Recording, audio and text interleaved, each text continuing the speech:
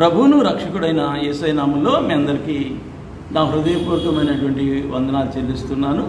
ఇశ్రాయేలు యొక్క ప్రయాణం కోరుతున్న ఖర్చు, మనం ఎలా వెళ్ళాలి, ఎలా రావాలి, అక్కడ పరిస్థితి ఏంటి, విషయాలన్నీ కూడా కొన్ని వీడియోలుగా నేను మీకు తెలియజేస్తాను. టికెట్ ఖర్చే రానుబోను ఇంచుమించుగా 1.5 లక్ష ఖర్చు అవుతుంది. మన హోటల్కి అయితేమి, విమాన ఖర్చులు అయితేమి, అలాగా ప్రయాణ విషయాల్లో కానీ, బస్సు విషయంలో కానీ, ఆ ప్రాంతాలన్నీ చూడడానికి టికెట్ వరకు 1.5 లక్ష అవుతుంది ఒక మనిషికి.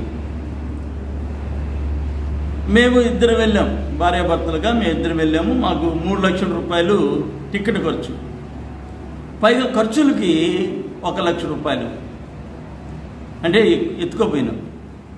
అది ఎంత ఖర్చు అవుతుందో మన ఇష్టం, మనం కొనుక్కున్న దాన్ని బట్టి ఉంటుంది. దేనికి మనం ఎక్కువ ఖర్చు పెట్టబడలేదు.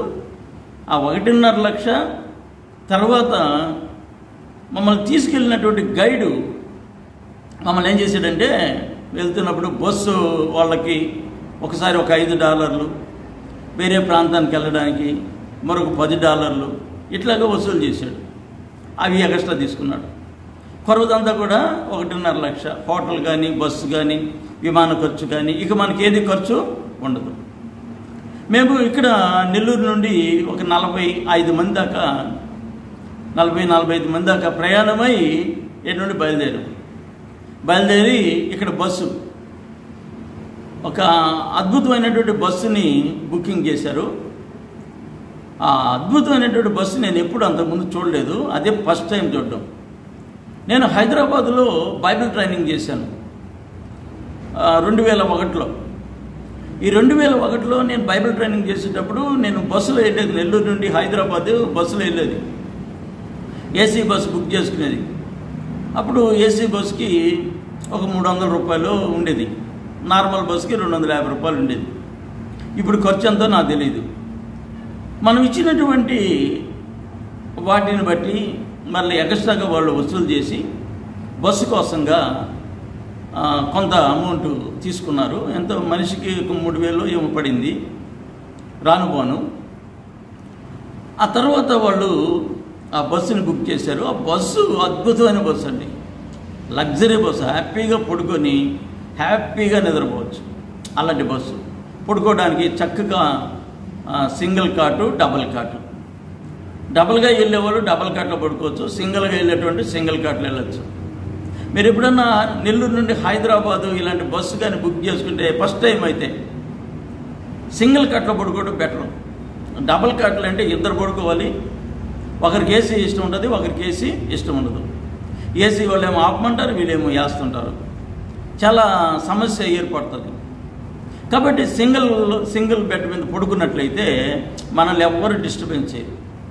మన దగ్గరే పైనే ఏసీ ఉంటుంది, ఏసీ దానికి సంబంధించింది. మనం దాన్ని ఆఫ్ చేసేసుకున్నామంటే మనం హ్యాపీగా ఉండొచ్చు. లేదు ఏసీ కావాలంటే మాత్రం దాన్ని ఆన్ చేసుకుంటే మనకి ఏసీ వస్తుంది. అలాంటి బస్సుని ఏర్పాటు చేశారు. మనం పడుకునేదానికి, కాళ్ళు చాపుకునేదానికి, పడుకునేదానికి అద్భుతంగా ఆ బస్సు అయితే ఉంటుంది. ఈ నెల్లూరు నుండి మేము 7-7:30 ఆ టైంలో ఆ బస్సు బయలుదేరింది. 5 గంటలకే వెళ్ళాము. ఒక చిన్న మీటింగ్ పెట్టుకున్నాము. ఆ మీటింగ్ అయిన తర్వాత 6-6:30 కల్లా మీటింగ్ అయిపోయింది. అయిపోయిన తర్వాత మా బస్సులో ఎక్కాము. ఎక్కిన తర్వాత అందరూ వచ్చేటప్పటికి 7-7:30 దాటింది. ఆ తర్వాత బస్సులో నుండి బయలుదేరేటప్పటికి ఉదయం 5:30 కల్లా ఆ యొక్క ఎయిర్పోర్ట్కి వెళ్ళిపోయింది బస్సు. ఉదయం 5:30 కల్లా ఎయిర్పోర్ట్కి వెళ్ళిపోయింది. ఇక్కడ మేము అక్కడ ఆ తర్వాత ఎయిర్పోర్ట్లోకి వెళ్ళాం. లోపలికి వెళ్ళినప్పుడు విమానాశ్రయంలోకి వెళ్ళాం. విమానాశ్రయంలోకి వెళ్ళిన తర్వాత మన బ్యాగులన్నీ కూడా, సూట్ కేసులన్నీ కూడా సర్దుకొని తీసుకొని పోవాలి. బ్యాగులు, సూట్ కేసులు సర్దుకొని లోపలికి తీసుకెళ్ళిన తర్వాత అన్నీ చెకింగ్ చేస్తారు. లైన్గా నిలబడుకోవాలి. మనం ఎత్తుకోబోయే బ్యాగ్ బరువు ఎంత, బ్యాగు పెద్ద బ్యాగ్ అయితే 30 కేజీలు బరువు ఉండాలి. చిన్న బ్యాగ్ అయితే మన హ్యాండ్ బ్యాగ్లో మనం ఒక 12-13 కేజీల వరకు దాంట్లో మనం మోసుకొని పోవచ్చు. పెద్ద సూట్ కేసులు అయితే ఒక 30 కేజీలు వరకు తీసుకుని వెళ్ళచ్చు. కాబట్టి ఆ 30 కేజీలు అది ఫ్లైట్లో వచ్చేస్తుంది. మనం అక్కడ ఇచ్చేసామంటే అది మనతో పాటుగా ఫ్లైట్లో మనతో పాటు వచ్చేస్తుంది. అది అక్కడ మళ్ళీ మనం ఎయిర్పోర్ట్లో దిగంగానే మన సూట్ కేసులన్నీ అక్కడ రన్నింగ్లో తిరుగుతూ ఉంటాయి. అవి తీసుకొని మళ్ళీ మనం అక్కడ నుండి బయలుదేరాలి. మేము హైదరాబాద్ విమానాశ్రయంలోకి వెళ్ళిన తర్వాత చెక్కింగ్ అంతా అయిపోయిన తర్వాత విమానం రావడానికి ఇంచుమించు 9:30 కల్లా వచ్చేసింది. ఆ విమానం ఎక్కాము. విమానం ఎక్కిన తర్వాత అదొక సంతోషం. ఫస్ట్ టైం విమానం ఎక్కడం చాలా చాలా చాలా చాలా సంతోషం, ఆనందం. విమానం ఎక్కిన తర్వాత అది రన్నింగ్ అవుతుంది. రన్నింగ్ అవుతుంటే ఇంకా చెప్పలేనటువంటి అంత ఆనందం, చెప్పలేనటువంటి సంతోషం, అంత ఆనందాన్ని, అంత సంతోషాన్ని అనుభవించాం. కొంచెం దూరం వెళ్ళిన తర్వాత పైకి లేచిన విమానం, అది ఇంకా సంతోషం. అక్కడి నుండి విమానం చాలా ఎత్తుకు వెళ్ళిపోయింది. నేను అంత ఎత్తు విమానం వెళ్తుందని నేను ఊహించలే. అంత ఎత్తుకు వెళ్ళిపోయింది ఆ విమానం. అంత ఎత్తు వెళ్ళిపోయేసి మేఘాలన్నీ మన కిందకు వచ్చేసినాయి. విమానం ఏమో చాలా హైట్లో ఉంది. ఆకాశం వైపు చూస్తే ఆకాశం అంతా గుండ్రంగా బ్లూ కలర్గా ఉన్నాయి. ఒక్క మేఘం కూడా మన నెత్తి మీద, మన తల మీద కనిపించదు. మన అడుగు భాగంలో ఎక్కడో ఉంటాయి. ఈ యొక్క మేఘాలన్నీ కూడా ఎక్కడో ఉంటాయి. దేవుడు అద్భుతంగా దేవుణ్ణి మహింపరిచాను. ఎక్కలేనంత ఎత్తైన కొండ మీదకి నువ్వు ఎక్కించావు ప్రభువా, నీకు స్తోత్రం నాయన అనుకున్నాము. అక్కడి నుండి ఆ విమానము మస్కెటోకి వెళ్తుంది. ఈ మస్కెటోకి వెళ్ళిన తర్వాత అక్కడ దిగాలి. అది దిగిన తర్వాత మళ్ళీ బ్యాగులన్నీ మనతో పాటు వచ్చేస్తాయి. మన సూట్ కేసులు మనతో పాటు వచ్చేస్తాయి. ఆ సూట్ కేసులు తీసుకొని కొంచెం వెయిటింగ్ చేసినట్లయితే ఆ తర్వాత మరొక విమానం వస్తుంది. ఆ విమానంలో మేము వెళ్ళింది ఫస్ట్ యోర్దాన్ దేశం. కొంతమంది అక్కడ ఒకేసారి ఈజిప్ట్కి వెళ్ళిపోతారు.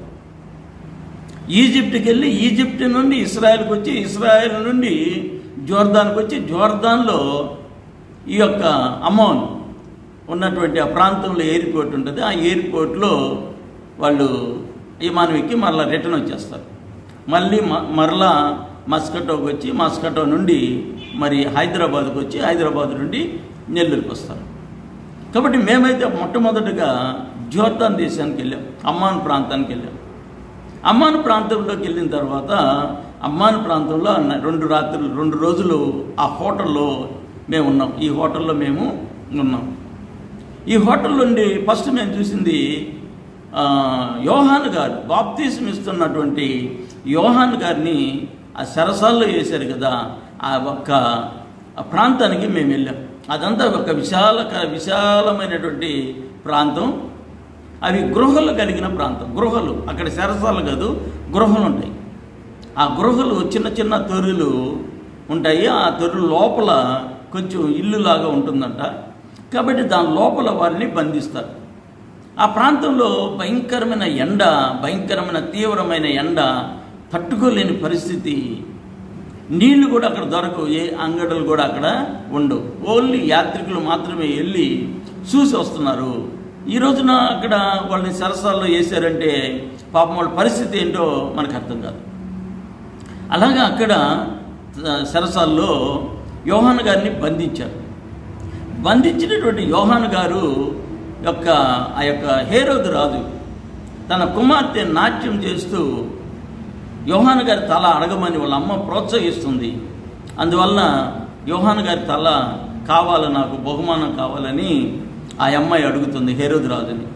అప్పుడు ఈ ప్రాంతంలో ఉన్నటువంటి హేరోదు యొక్క తల కొట్టించి ఆ రాజుగారు, హేరోదు రాజు బహుమతిగా ఆ అమ్మాయికి అందిస్తాడు.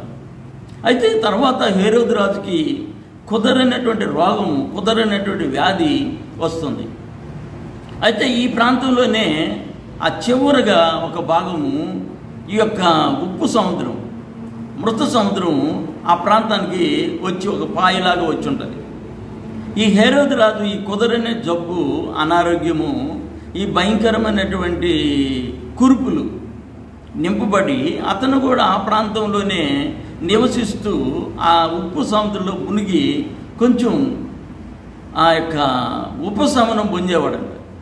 ఈ అనారోగ్యానికి ఆ దాంట్లో మునిగితే కొంచెం స్వస్థత కలుగుతుందని. కాబట్టి హేరోదు రాజు చనిపోయేంత వరకు కూడా ఈ ప్రాంతంలో ఎక్కువ ఉన్నాడు. యోహాను గారిని ఎప్పుడైతే చెరసాల్లో వేశాడో, చెరసాల్లో బంధించడమే కాకుండా ఆ నీతిమంతుని యొక్క తల ఎప్పుడైతే కొట్టించాడో ఆ తర్వాత ఆయన పరిస్థితి చాలా దారుణమైపోయిందని చరిత్రలో మేము వెళ్ళినటువంటి ఆ గైడ్ గారు చెప్పారు.